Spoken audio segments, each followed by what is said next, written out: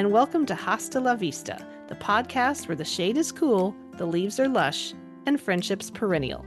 We are your hosts. I'm Betsy Peterson. And I'm Mandy Olson. Two hobbyist sisters who love this plant as much as you do. Join us each week as we dig into all things hosta, the plant affectionately known as the friendship plant.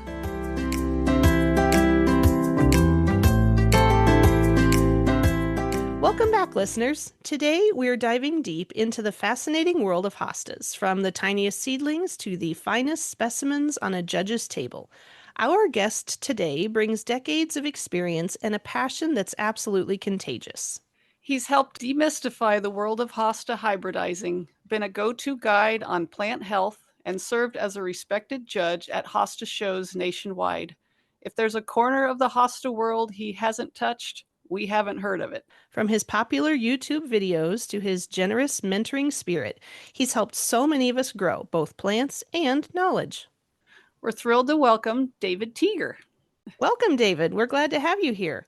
Thank you. Yes, happy to do this. Well, let's start at the beginning. What first got you hooked on hostas, and when did you realize you had a real interest in growing them from seeds? So there's some good stories. The first is that I grew up as the son of a farmer's daughter. So gardening was always sort of in our blood. We had gardens everywhere. And we moved to a house that sometime in the 1940s had a stand of Hosta plantaginia planted that we knew as the August lily.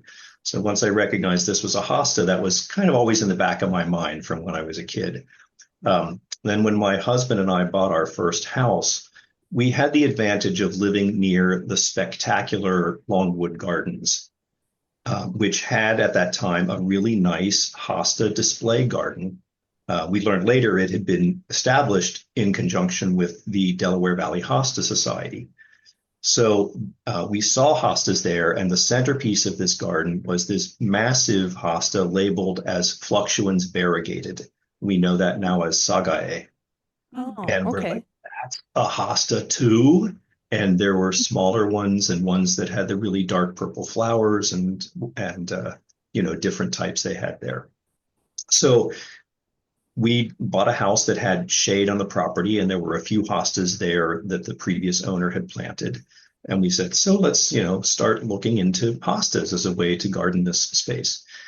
And I was a graduate student doing research at the time, and the school library had a book on hostas. It was the Hosta book by Paul Aden. Now, tucked into this book, many, many pictures of hostas, and exactly one picture that had people in it. And the people were Warren and Allie Pollock from Wilmington, Delaware, which is where we lived. So it said obliquely that they had a house on Surrey Lane in Wilmington, Delaware. Well, we got in our car one March day and drove out to Surrey Lane to see if, even before the hostas were up, we could figure out what house this was. So we're casing the joint once we'd figured out what it was and said, oh, this must be a really nice garden. And up pull the Pollocks in their big Cadillac. So we said, well, okay, we have to introduce ourselves. And Warren was so gracious to show us all of the hostas that he had, most of which he kept in pots in his garage over winter. And so we exchanged information, and he told us about the Delaware Valley Hosta Society. And a week later, we got a note in the mail that said, we have bought you 1 year's membership to the Delaware Valley Hosta Society, and here's when the first meeting. So that was how we got hooked on hostas. We started right at the top with Dr. Pollock, who I believe at the time was still the editor of the Hosta Journal, and has continued to write a column for the Hosta Journal for what I think he's up into near number 60 for his series on what's in a hosta name. Wow. So we started at the top with that sort of mentorship. And started buying hostas. The first mail order purchase we made was of a fluctuans variegated, and it's now the centerpiece of our garden. We now live in Pennsylvania, just across the state line from Delaware. See, look at all the good things that come when you stalk somebody. Isn't that great? Yeah. Well, your YouTube channel, and I have it in here as David Teager Hosta Seedlings and Hybridizing. Is that the name? of your The YouTube? channel is really just under my name, Oh, okay. and those are three of the featured videos. Oh, Um, gotcha. yeah, so Okay. that sort of came about because, well, the first thing that happened was my mother was getting older and was unable to travel out to visit our garden. And as I said, I grew up with her as a gardener as inspiration. So one year we'd had a tour here, and I made a video that day of what the gardens look like because the weather was perfect and whatever. And I'd never done the whole editing video. And it turned out to be, I think it's about 40 minutes long, that I did it in two pieces, just two takes. And it started racking up views. And I'm like, oh, this was easy. So I said, maybe, and then I was like, are there any videos out there to help people learn how to hybridize? And there weren't. There were a few that I found that were honestly just really unhelpful. They were so basic and contained so much misinformation that I'm like, let me just do this. So I thought, I'll do a three-part series so that they're reasonable sized chunks. I think they're about 15 minutes each, which I thought was a reasonable length. And did the editing and put them out there. And again, they have proved popular. So I'm really happy that they're out there. People keep saying, will you do a fourth one? And unfortunately, because of my vision loss, I'm unable to do that sort of editing work. So I think it told enough of a story in showing people how to select the hostas that you want the seeds from and how to get the seeds, then how to plant the seeds at the time you want to do it, and used a technique that is one of the more popular. There are lots of ways that people do start seeds, but the solo cup method worked well for me, and so that's the one I passed along. And then, of course, there's the harder third job of deciding what to keep. So culling the plants and then growing them on a little bit. Now, the genetics of hybridizing would be a fourth topic, figuring out what plants to cross and how to actually do the crossing. But I figured let people figure that out. I think that there's good information out there. You had Don Rawson on, who has that really great book about hybridizing that he put together, is the best next level sort of thing. And Josh Spees from In the Country Garden and Gifts also has a good online tutorial dabbling into the genetics of making hosta crosses. I need to look those up. I was gonna say I need to get on to that. So many questions popped into my head as you were speaking. I know Mandy initially, you initially watched David's videos. Tell us about your thoughts on those, Mandy. Well, I mean, when I first showed interest in wanting to do this, I mean, you don't know where to start. And yes, I ran across your videos on YouTube, and boy, they were so helpful. Like just telling exactly what to purchase and how to, what soil to use or potting mix, and to add the is it Captan? I don't even know how to say it, but I went and bought a jug of that, and yeah, they did great. And every year I use the same process, and every year I watch the video again just to refresh, because it's been a year and sometimes you kind of forget stuff, and yeah, very helpful. And I still have not quite figured out how to cull them.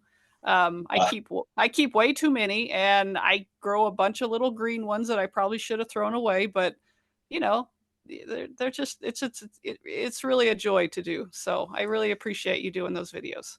Thank you. Thank you. I will say, I believe that Captan is perhaps no longer available in the US and wasn't available in Canada. So I'm not sure what people are using as an antifungal agent.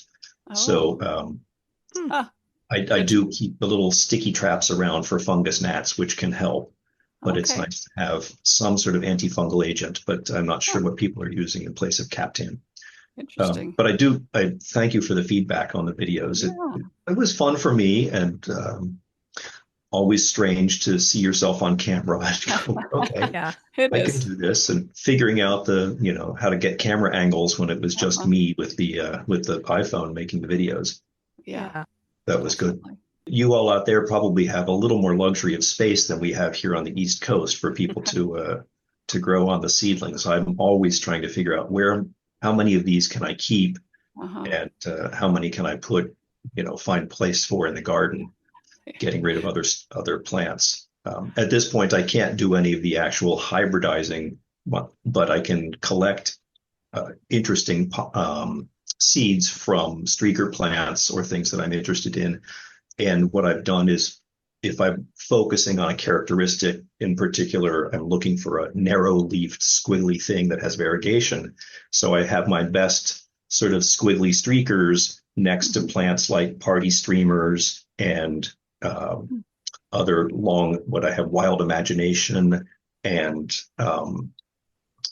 what's the other? Silly string, of course, is the first of that sort of set of skinny little solid color plants, and curly fries, and seeing if I can get any of their pollen onto the streakers and end up with variegated plants. Have you been successful with that? Well, I first put all of those together last year, and last year, it's a completely separate story. Deer just destroyed our garden and ate not only all the flowers, but had eaten all the plants to the ground by the beginning of September. Oh, no. Here we put in a deer fence. Life is good again. Life is good again. They all came back well this spring and no problems. Almost all of them. We also had a drought in the fall, which I think affected some of them returning. Interestingly, the ones that didn't come back were some of the fragrant cultivars, because if you paid attention to how the fragrant cultivars grow, Plantaginia is the parent of all of them, an ancestor of all of them. And Plantaginia will put up a few kind of really ugly, what is this scraggly plant leaves in the spring. And then a few weeks later, it'll put up some more. And then a few weeks later, it'll put up some more. And it actually continues to make new leaves for nearly the entire season. Yeah. Well, in our garden last year, it put up a few scraggly leaves and the deer ate them. And then it put up a few more scraggly leaves and the deer ate them. And it put up a few more scraggly leaves and the deer ate them. And the plant never had a chance to recover from not storing any energy for the winter. Plantaginia, which is the one that came from the house I grew up in, did come back and is doing well. So I'm very pleased with that. Oh, good. Wow. I think every hybridizer that we've talked to on the pod has mentioned that they all utilize Plantaginia. I mean, Mandy, can you think of anybody who hasn't mentioned this one? No, I don't think so. Yeah, it seems to be a popular one amongst all the hybridizers. Yeah, actually, of the ones, I think it's an either or, right? I think there are quite a few hybridizers who don't work with that, but I know you've talked to David Bowe, and he has. Olga has a few, but that's not one of the focuses of her research. Yeah. I think if you talked to Doug Beilstein, he would say, I don't bother.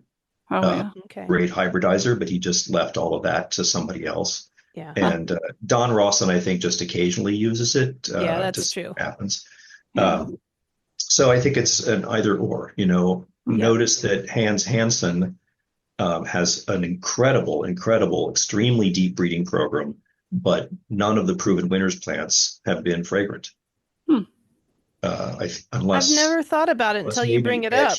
But you're right. I don't think Edge Glass was proven winners. It came out of Walter's Gardens, but it wasn't. I don't think it was a proven winners.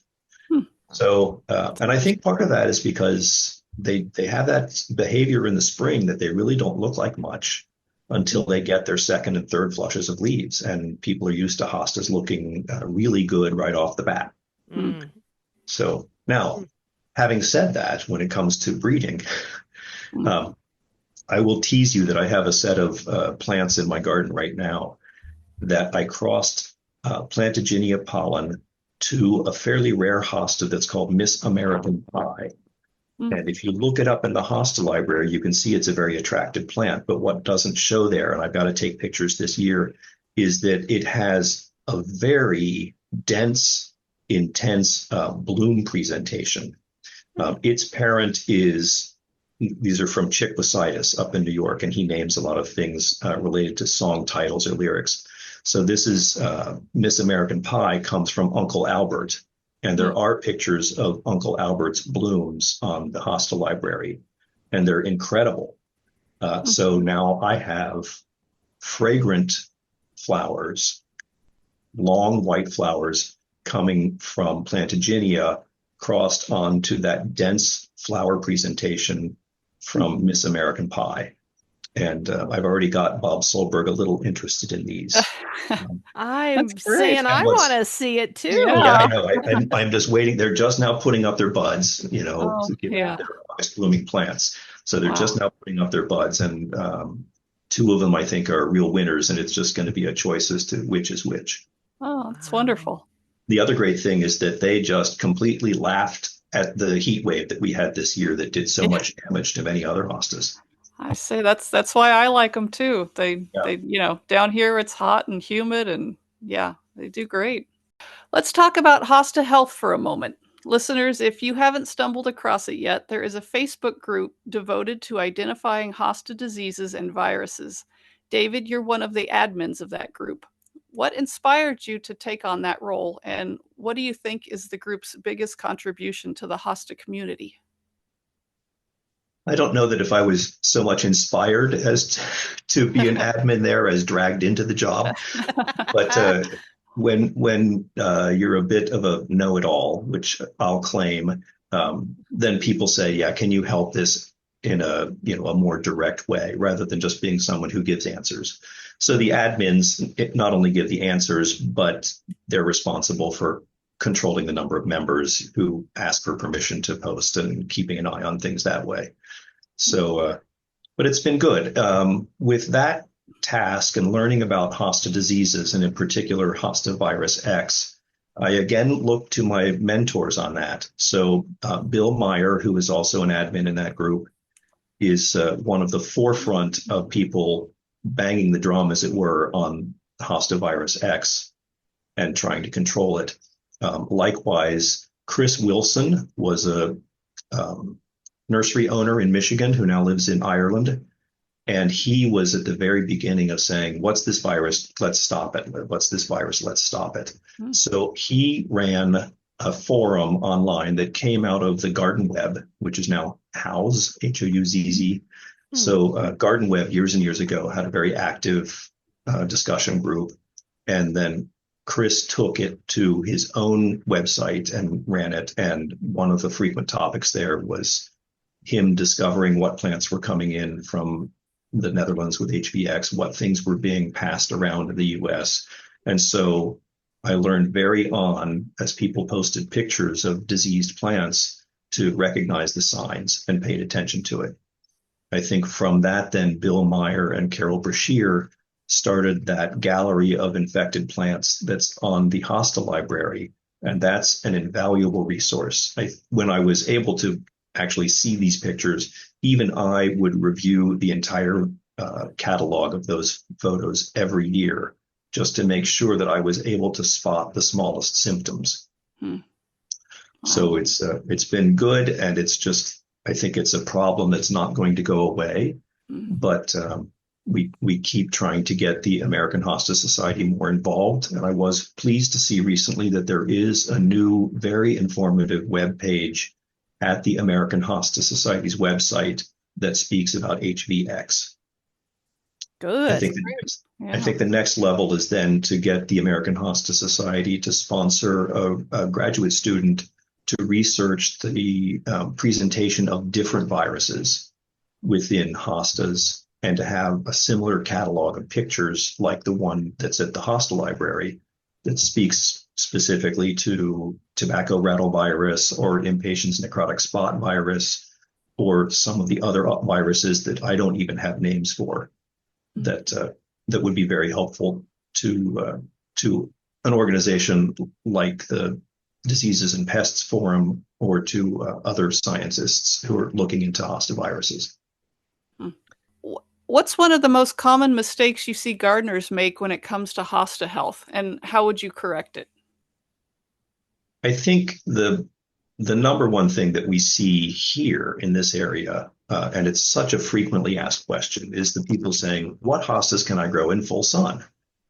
And of course, the first response to that is also a question, which is, where do you live when we're on the internet? If you live in Minnesota or northern Wisconsin, you could probably put just about any hosta in full sun. But if you live down here in the mid-Atlantic, or say anywhere below Columbus, and as far as Knoxville, Tennessee, you got to be really careful about how much sun your hosta gets. Yeah. And I also often want to respond with the question, well, how much ugliness are you willing to tolerate in August? If you want your plant to look great in May, then sure, you can put it in the sun, but it's going to be just awful.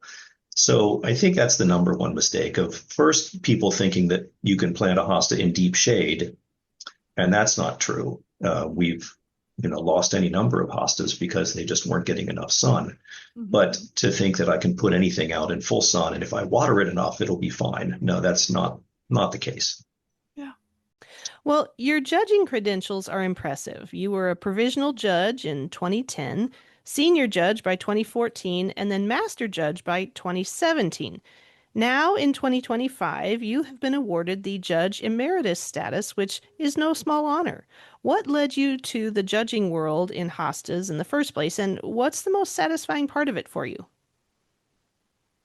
I think the best thing for me about judging is that a show is happening and a hosta show is meant to be educational as much as it is competitive. And I have a competitive streak, to be sure, but I'm also baked into my soul is the soul of an educator. So hosta shows are a great way to show people the diversity of hostas and sometimes just how darn pretty they are. So that's the great thing. I came into judging because the Delaware Valley Hosta Society was hosting the national convention in 2006, and there was going to be a hosta show, and we needed local people with the experience to run a show. So I started out sort of on the backside of things before I became a judge with the logistical aspects of it and managing the registration database and the placement of the hostas on the tables, that sort of thing. So it was all logistics. And I'm like, well, then you go to clerking where you're walking alongside the judges. And I'm looking at them going, well, I can do that. I know a lot about hostas. I can recognize at that time there weren't nearly as many as there are, but I can recognize a lot of hostas on site and start to judge that's true to type. That's what it should look like. And then to start to inspect them for all the little flaws and details that a judge is trained to look for. But number one, to me, it's fun because the competition is kind of fun, but it's educational. If you can get the public to see your hosta show, you can just be astounded. I still remember the first show I attended was at the national convention that was held in Washington, D.C. I don't know, somewhere in the would have been the late 90s, I guess. I went down there and I still remember seeing the leaves in the show. We didn't go to the convention. We just went down for vending and to see the hosta show. And I was like, this is really cool. It is really cool. Yeah. Well, in this issue of the Hosta Journal, you were quoted, you had a whole spread. It was a great article. At the very end, you had said, I'm willing to ruffle a few feathers to revitalize what could be a declining activity, meaning hosta leaf shows. What did you mean by that? I think that in a lot of competitive situations, the things just tend to ramp up and ramp up and ramp up to where you're sort of like setting a bar that if you can't meet a particular bar of knowledge or technique, then don't bother to join, right? And the fact that for entering a hosta show, you have to first know the name of your hosta. Now that's kind of a given. You really ought to know the name of something you're entering in a show. But to say then you have to go through this complicated table of what category this hosta falls into is setting a bar that's just a little bit too high for some people. They start to feel, oh, this is just too competitive, it's too strenuous, and I can't really, figure out how to do this. So I would rather put more of the burden on the people who are running the show to figure some of these little details out, but to simplify the classifications for a hosta show so that you have basically 3 solid colors and 3 kinds of variegation. Either it has a lighter edge, a lighter center, or it's something else. And so to take what I think right now is 11 different classifications and boil that down to about 6. Yeah. And then to take the size classifications, the last show that we did for the Delaware Valley Hosta Society was a sort of simplified show under these rules that instead of having people, physically measure and calculate what the leaf area value for a hosta is to figure out what size it is, you just have some examples. Here's a pointed leaf that's large. Here's a rounded leaf that's large. How does your hosta leaf fit in this? Mm-hmm. And if it ends up that it's, your hosta leaf is too small for that hosta, well, then that's the judge's job to figure that out, right? Yeah. But it's not the entrance job to figure it out.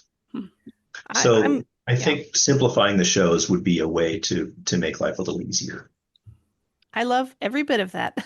I just entered my first show about 3 weeks ago, and I got to all of those same questions, and they're asking me what, category, what size, what is it, 4A, 5B? And I thought, I don't know.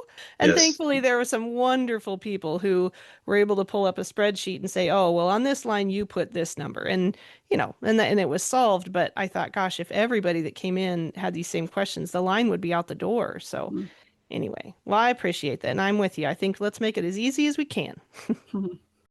You served as convention chair for the 50th American Hosta Society Convention in 2018. When you look back on that event, what stands out to you? How hard it was. Was it? It was thrilling and exhausting. It sort of used all the skills that I have in my toolbox. And I'm very proud of it, but boy, was it hard work. That's for sure. We wanted to make it, because it was the 50th anniversary for the American Hosta Society, we really wanted to make it a big event. And we had some pushback from the National Society on that, because, if you make it bigger, then it's going to cost a little more.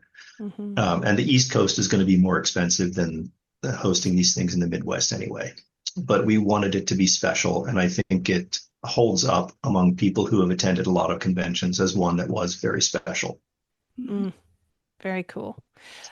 We got word here in Minnesota that Minnesota is choosing to host the Silver Jubilee, the 60th, in 2028, because I guess they started the original one back in like 68 or something. I don't remember exactly the combination, but they hey, we need volunteers. Who wants to help? And my son is graduating high school that exact same weekend, so I keep thinking, I have no idea. There's no way I can help. I don't know what else to do, but I feel super guilty. Yeah. Yeah. Well, there will be volunteer opportunities that happen before the event, so that one hopes that you can work on that sort of thing. Putting packages together for the attendees was sort of a fun afternoon of everybody stuffing stuff into bags and things like that. So I hope that you'll find the time. And certainly you won't be able to get away from the vending tables. You'll have to find room to go shop, because that's one of the most important things at a convention. I know, right? Oh, man. All right. Well, time for a game we call Finish the Rhyme. Betsy and I will read you a 4-line poem that ends with a missing hosta name. You just guess what completes the rhyme. Are you ready? Sure. Okay. With bold blue and green, she's stately and grand, a garden classic across the land. If you don't know her well, shame on your trilliums. She's the one and only Frances Williams. Yeah, for trilliums. Yes, very good. You got it. Good, good. Yeah. It's hard to find something that rhymes with Williams. Yeah. That's a tough one. Yes. Yeah. Go for orange next, right? Yeah, right? Yeah. Okay, here's the next one. Its deep blue leaves like cool water's ache. Corrugated texture for goodness sake. A shimmering vision for gardens to make. This stunning hosta is... Diamond Lake. Yes, you got Very it. good. That's one of the newer proven winners ones. Yeah. Yes. And I know one of you loves the corrugated hostas, right? Me, yes. Yeah. They're fun. They're not our favorite here. We have a few. Love Pat is a lot of fun, and that's sort of related to some of the Don Rawson extremely cupped things. Yep. But we love Pat. we go for the fountain-shaped things. Oh, We have some very favorites. There's Jarrow and Linneman has a whole set of big, long, arching things coming out of Europe.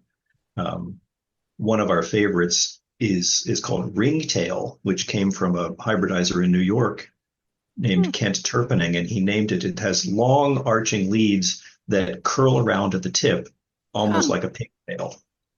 oh, neat. I got to look that up now. Yeah, so that's a really good one. I've used that one in hybridizing as well and gotten some interesting things. Oh, I that's bet. great. Huh. Wow. Mandy, you may have to reach out to David later and see if he can mail you some seeds or something. Yeah.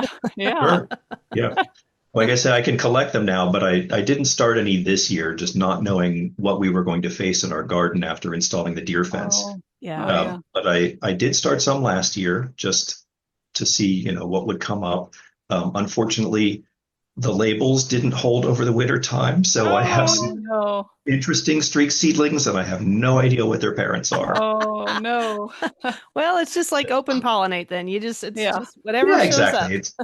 If it's an interesting hosta, it's good. So I think I kept 3 street seedlings out of about 6 cups that I planted, or 6 or 8 cups. Wow. And I also started something I've been doing for a number of years is we have a great hosta that's called Mr. Blue. It came from Art Reed, who was one of the pioneers of getting red into the hosta petioles and into the leaves. But Art had this plant he called Mr. Blue, and it's very blue, and it makes really nice seedlings. So I will very often, every few years, grow on a whole tray of Mr. Blue seedlings so that whenever we have a garden visitor, I give them their very own plant. Oh, that's So cool. You can grow this. It came from Mr. Blue, but it gets to be whatever you want to call it. Oh, that's a great idea. Yeah. Well, one thing we both appreciate about your work is how passionate you are about educating others, not just about breeding or judging, but about basic hosta care. What are a few of the most important things every new hosta grower should know? Well, as we mentioned before, the how much sun, how much shade is very important to know. The other, I think, is to be patient. So many gardeners, in general, I think gardeners tend to be a patient lot. But with hostas, you really sometimes have to be pretty patient. That the new plants that are coming out are often rather small compared to what they're going to grow up to be. Empress Wu made such a huge splash in the marketplace because it very quickly grows to an impressive plant, and that's unusual for hostas. But for most of the rest of us, if you want a really interesting hosta, you're going to have to be patient until it really shows its beauty. Mm-hmm. So leave them a little room in the garden, and they'll fill in time. Well, let's talk about planting depth.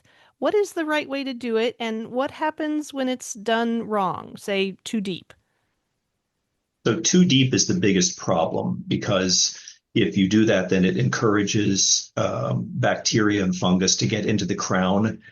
And over winter time, if the crown doesn't have the right level of moisture, either too dry or too wet, then you can have rot problems. I know that so many gardeners up in Minnesota area suffered bad damage during the winter because the moisture level wasn't correct, right? That you didn't have snow cover and then it got too cold. This is also a problem for hostas that are grown in pots, that they have to have just the right sort of moisture for surviving the winter. In Japan, the hostas grow in environments where they get up to 50 inches of rainfall during the growing season, Oh my goodness. but they get almost none in wintertime. Japan doesn't get much snow cover. So hostas actually stay fairly dry during the wintertime, and that's genetically and evolutionary wise how they're programmed. So keeping the moisture level in the wintertime is the key thing, and having them at the right depth is important when you plant them in the garden for that reason. If you plant them too high, you can usually tell pretty quickly that they're just drying out too quickly, that their roots are not far enough into the soil. But some hostas, notably those in the Siboldiana type, like Elegans or Francis Williams, they'll often put roots almost right out on the surface. And that doesn't mean that there's anything wrong with them. It's just the nature of the plant. learning Interesting. how to recognize the traits of how a hosta grows based on its genetic background, that gets into the finer points and really sort of into the weeds. But I have somewhat of the advantage of having been involved in hostas for so long now that as the marketplace developed with all of these different hybrids, I've been able to trace this sort of evolution of who got mixed into what and what plants grow better what way. So that's sort of, again, getting into the weeds. But I think once a gardener gets used to looking at their hostas, they'll know how it grows. If you have a hosta that wants to spread out, then you'll notice that its roots tend to be pretty close to the surface and you don't want to plant it very deeply. Hmm. But if you have a big hosta like Empress Wu, it really wants to have its roots underground. Hmm. They're all so different, aren't they? Yes, yeah, with over 40 different species that are now getting mixed together, then it's interesting to see all the variations that can come out. Mm. One of the things I noticed amongst the hosta I lost over the winter, first of all, everything was a new plant last year. So I know part of it was just that they were new. But another part of it that I've gone back and looked at the tags that I had to pull out of the ground. Some of them were, I'll just call them little frou-frou dog hostas. Like they're not a Labrador Retriever, they're a Shih Tzu mixed with a Pomeranian kind of hostas Sure. that, and I just wonder, are the genetics more tender? Are they a little more fragile? Are they prone to, not surviving the way that perhaps a Plantaginia would be? Or I don't know. It's just a theory. I have no research based on that. It's just something I thought of. Yeah, I think that the mini hostas can be a challenge. Here, there are very few mini hostas that we grow in the ground just because they can't compete well Hmm. with tree roots, with getting the right amount of moisture. And it's much easier to control all of that if you have them in good, well-draining potting mixture in a container. Um, so they're all related when you look at them. Even though this one's from this valley in Japan and this one is from the next valley over in Japan or Korea, they're all fairly closely related, but they all tend to grow in this sort of woodland setting where they're constantly moist in the summertime, but they're growing almost right on the surface. And that's how they do best, where they don't have that sort of competition of big tree roots Yeah. getting Yeah. in the way. Those tree roots. Boy, we need the trees, but I we got to get Hmm. trees that, don't have those shallow root systems. That's tricky. Well, You we'd know, love. we have a friend here who's fortunate that he has this incredible woodland, um, but most of the trees are tulip poplars, and Mhm. they grow very tall and make great shade. That's not dense because the trees are so tall, and their roots go straight down. So Oh, it's really nice. They're terrible when they fall over because if the roots get uprooted, then it makes a huge mess because the root mass is so deep. But they're great for growing hostas and other woodland plants underneath. Now that's we have too good many to know. red maples here, and that's about the worst. Yeah, Hmm. I've got a lot of those. In fact, that's pretty much Yeah. all my hostas are planted under. But Yeah. um, I know the display garden for the Minnesota Hosta Society recently, just this summer, had to go in and dig up basically the entire garden, clean out all of the tree roots from their hostas, and then replant them all, Hmm. just because they were starting to shrink. And Hmm. it's a blessing and a curse. You need the tree for the hosta, but man, Hmm. Yeah. Yes. That's a summer job I haven't yet tackled here, is that we do it in stages, sort of bed by bed, yeah. and dig them up and replant them, which gives you an opportunity to rearrange and reevaluate whether you really like the plant or maybe I want to put this one next to that one this time and see how it goes. Yeah. Huh. Yeah, Yeah, that's true. Yeah, look at it in the positive for sure. right. Well, Yeah. we'd love to hear your thoughts on getting folks involved with their local hosta societies. Why does being involved with a hosta society matter, and how can clubs attract new energy? That's a very good question. At a time when I think culturally Americans are sort of drifting away from this sort of interaction in favor of what they think that they can get online. Well, one of the things that they can't get online is actually visiting people's gardens and having the opportunity to share plants with people who clearly have figured out what they're doing. So I would say more than half of our hosta collection was plants that we bought through our local society, either by hosting sales of commercially grown plants or through the auctions that we would hold to share and trade for the benefit of the organization. These plants, some of which are increasingly rare or just have historical importance. So getting involved in a group is one way to really get good plants and to see good plants and to look at different garden designs, especially to figure out what can work. It's not the easiest thing to create a shade garden because you have to have that balance of how much sun you have and how much competition you're going to have with the trees that are creating that shade. Mm-hmm. For sure. So being able to see gardens is one of the main benefits of joining a local society or going to your national convention, which is a bit more of a hike, or looking at the list of accredited hosta display gardens that are accredited by the American Hosta Society. There's a listing on their website. So visit those places, all of which are installed and partially maintained by local hosta societies. Mm-hmm. Definitely. Well, I know that Delaware Valley has some really great information on their website.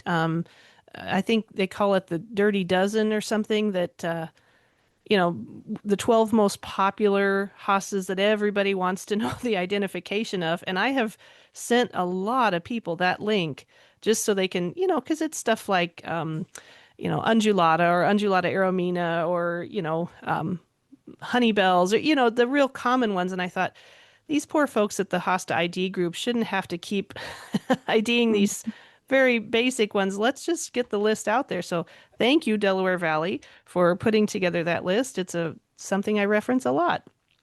Thank you. Thank you. Yeah. I did a lot of the website content there with the eye of helping newbies, especially, and recognizing that what there was on the American Hosta Society website at the time was geared toward the people who already knew a whole lot. Yeah. So I built a number of those web pages specifically for people who were new to hostas, needed to figure some things out.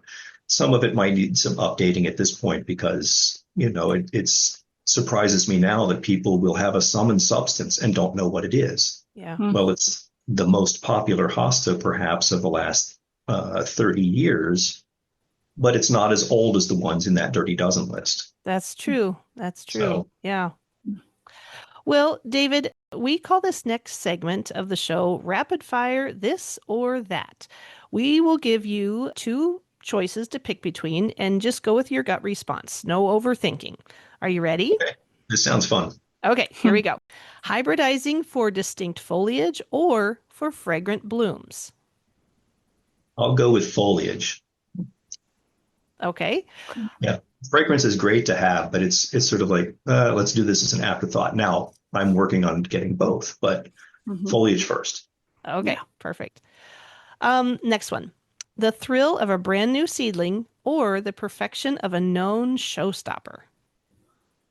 Oh, I'll take the showstopper. That kind of surprises me, actually. Yeah. No, I think it's out of appreciation for the work that other better hybridizers do. I mean, we didn't talk about this, but when it was, why did I get into doing hybridizing? It was mostly to show to myself so that then I could tell other people, is this easy or is this hard?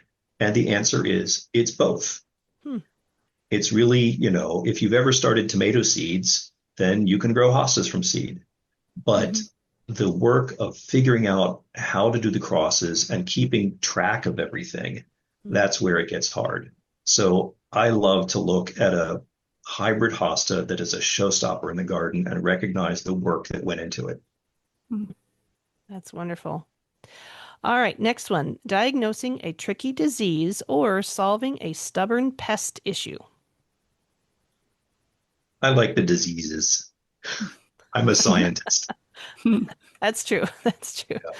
Well, and it probably doesn't involve your plant being eaten. Yeah. Yeah, well. All right. How about sharing through YouTube or mentoring one-on-one? That's a hard one. I'll go with YouTube.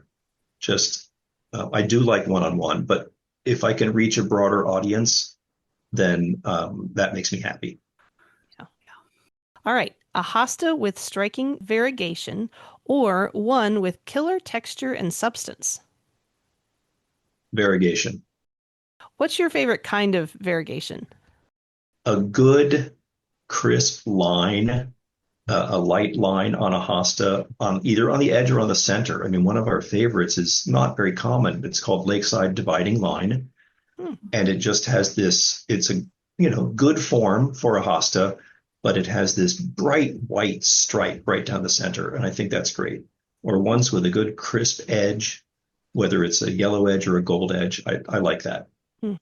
You've mentioned several on this episode that I'm going to have to go back and look at now Yeah. because I can't picture them in my head. But I Yeah. guess that's why we have the Hosta Library. That's right. It's such a great resource. Bill and Carol are excellent people to maintain that and all the work that goes into that. All All right. right. Our last rapid fire. Here we go.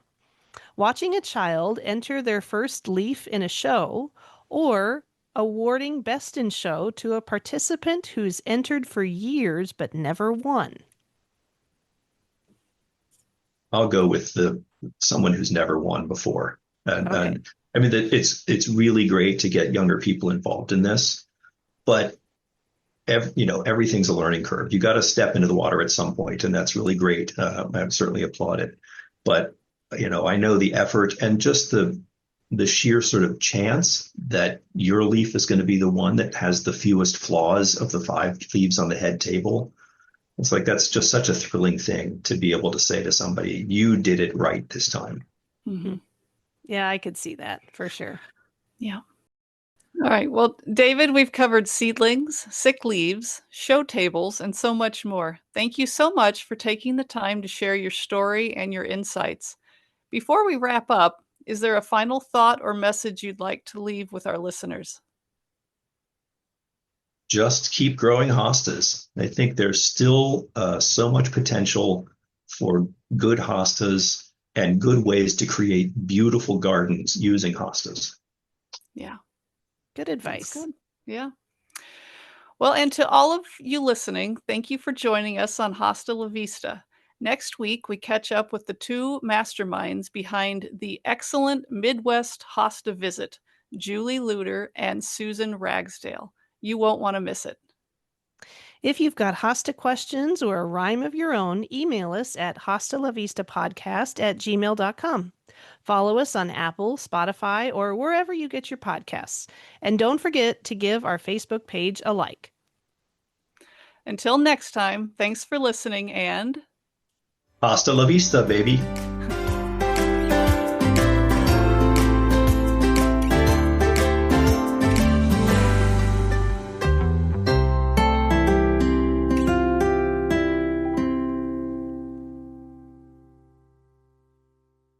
awesome.